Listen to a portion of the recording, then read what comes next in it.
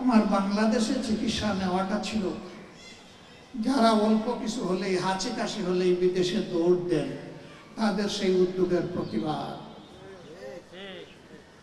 কেন যাবেন? বিশেষ করে রাজনৈতিক মহলের বন্ধুদেরকে বলবো যে এই চিকিৎসা একেবারেই বাংলাদেশে প্রাপ্যতা নাই, পাওয়া যায় না, তার জন্য যান, আমার কোনো আপত্তি নাই। কিন্তু যে চিকিৎসা বাংলাদেশে আছে তার জন্য যাওয়া উচিত নয়। আপনি দেশ বদলাবেন, জাতিকে সোনালী স্বপ্ন দেখাবেন, আগামীর সোনার বাংলা গড়বেন, আর দেশ এবং দেশের চিকিৎসা আপনার পছন্দ হবে না, বন্ধু আমি আপনাকে সমর্থন করি না। আপনি যেদিন এই দেশের চিকিৎসা নেবেন, জটিল এবং কঠিন রোগে আক্রান্ত হয়ে সেদিন আপনি উপলব্ধি করবেন আমাদের চিকিৎসায় কোথায় কোথায় ফাঁক ফোকর এবং ঘাটতি রয়েছে। তখনই কেবল আপনার পক্ষে এই চিকিৎসা ব্যবস্থার প্যাটার্ন চেঞ্জ করা সম্ভব। আমি জানি না আমি কতটুকু উপলব্ধি করতে পেরেছি, তবে হসপিটালে থাকাকালীন 10 দিন আমি এই বিষয়গুলাই উপলব্ধি করার, বুঝার, জানার, শেখার চেষ্টা করেছি। গ্যাপ কোথায় এ কথা আপনাদেরকে বলবো না, এ কথা যাদেরকে বলার তাদেরকে বলে এসেছি, কারণ আপনারা এটা চেঞ্জ করতে পারবেন না। যারা চেঞ্জ করতে পারবে তাদেরকে বলেছি। আমার এই চিকিৎসা আমাকে আঙ্গুল দিয়ে দেখিয়ে দিয়েছে তোমরা যদি সমাজ পরিবর্তন করতে চাও, শুধু এই সমস্ত বিশেষায়িত হসপিটাল নয়, তোমাদেরকে সাধারণ হসপিটালে ঢুকতে হবে, যেতে হবে, দেখতে হবে, বুঝতে হবে, সমস্যা চিহ্নিত করতে হবে এবং তা দূর করার দায়িত্ব নিতে হবে।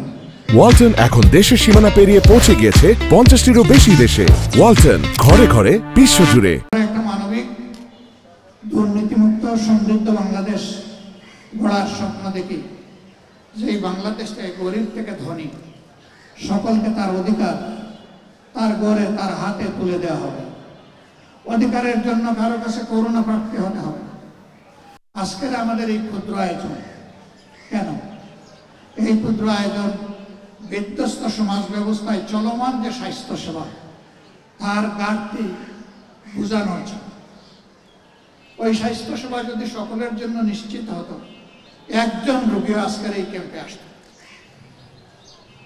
সবাই সরকারি স্বাস্থ্য সেবা গ্রহণের জন্য সেখানে যেত। এখানে রোগীরা এসে প্রমাণ করেছেন আমাদের দেশের স্বাস্থ্য ব্যবস্থা এখনো কাঙ্ক্ষিত মানে নেই। আপনাদেরকে কথা দিচ্ছি, এই সমাজ বদলানোর দায়িত্ব আপনারা যদি আমাদের হাতে তুলে দেন, দেশবাসী যদি আল্লাহর মেহেরবানিতে তুলে দেন, আমরা খেটে খুঁটে চেষ্টা করব সমাজের এই ঘাটতিগুলো পূরণ করার। আমরা ইনশাআল্লাহ তেলা মাথায় তেল দেব না। তেলের অভাবে যার চামড়া ফেটে গেছে তার গায়ে একটু তেল মালিশ করার চেষ্টা করবো ইনশাআল্লাহ। আমাদের prime subject those who are deprived people, বঞ্চিত মানুষগুলো হবে আমাদের অগ্রাধিকার ইনশাআল্লাহ। শুধু স্বাস্থ্যের ক্ষেত্রে নয়, শিক্ষা, স্বাস্থ্য থেকে শুরু করে যতগুলা নাগরিক পরিষেবা আছে, সকল পরিষেবায় বঞ্চিতরা অগ্রাধিকার পাবে ইনশাআল্লাহ। বঞ্চিতদের অধিকার তাদের হাতে তুলে না দেওয়া পর্যন্ত ওই সেবা আমরা গ্রহণ করব না। আমার 7 মিনিটের বক্তব্যে বলেছিলাম দুর্নীতিমুক্ত বাংলাদেশ গড়তে চাই।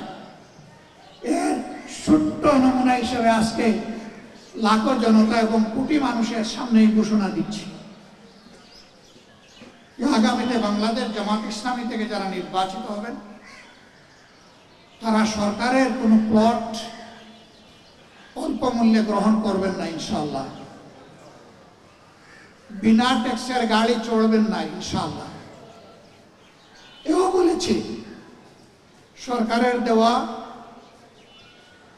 ন্যায্য যে সমস্ত সুযোগ সুবিধা আছে তার কতটুকু না নিয়ে পারা যায় তাও আমরা বিবেচনা। একদিকে আমরা বলবো জনসেবাকে ইবাদত মনে করি, আরেকদিকে জনসেবাকে খেত মারার হাতিয়ারে পরিণত করবো।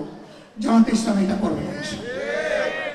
আমাদের সম্পদ যারা লুণ্ঠন করেছে আর তাদের হাতে দেশের চাবি আমরা তুলে দিতে চাই না। আমাদের সম্পদের যারা চৌকিদার পাহারাদার হবে, আমরা সেই চৌকিদার পাহারাদের হাতে এবার আমাদের চাবি তুলে দিতে চাই। জনগণ যদি সঠিক সিদ্ধান্ত নিতে পারে ন্যায়, সততা এবং সত্যের পক্ষে যদি অবস্থান নিতে পারে, 5 বছরের একটি বাংলাদেশ হবে নতুন বাংলাদেশ ইনশাআল্লাহ। Within 5 years, so many design of the society will be changed. আমরা ইনশাআল্লাহ আপনাদের আমানতের খেয়ানত করব না।